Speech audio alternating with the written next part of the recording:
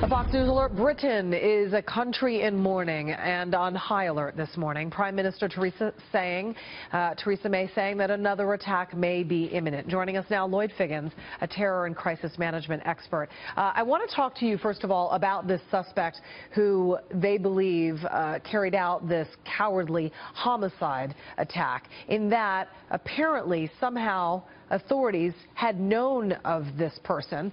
We don't know exactly how, but that somehow in Manchester, the police department were aware of his existence, perhaps of his extreme ideology. What more would you take out of that, considering that this was not just a complete stranger, lone wolf, come out of the dark and pull something like this off? Yeah, the terminology they're actually using, that is, he was known to an extent. Now, what that extent actually is, they've not come out with.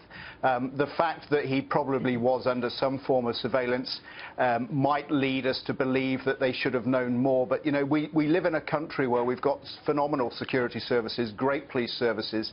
And so if this guy really was a person of extreme interest, I'm sure that they would have had him under much, much closer surveillance. The problem that we have is a lot of these communities, in areas like Manchester and in London and places like Birmingham, we have these enclaves where there is, you know, extreme radicalization happening, and it's a case of trying to get into those communities to try and break down exactly what's happening and get information in order that we can act on that intelligence. You know, it's likely that this person was not a lone wolf. I mean, all of these raids that happened within minutes after this attack brought up obviously a lot of information.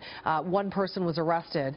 They did track down his brother, who I read actually had a little bit of a smirk, a smile, a grin on his face when he was taken into custody. What makes the Manchester attack different and maybe harder to stop if, in fact, this is not a lone wolf incident, which at this point it's not looking to be the case?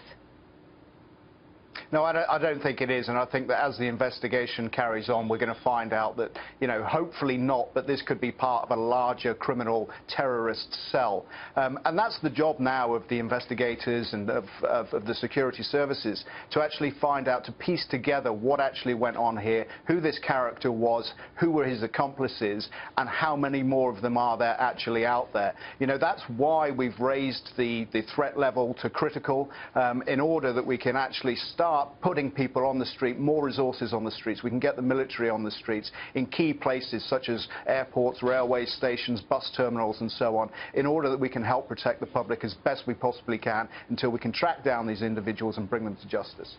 All right, Lloyd Figgins, terror and crisis management expert, thank you so much for staying up with us throughout the morning, the early morning hours to discuss.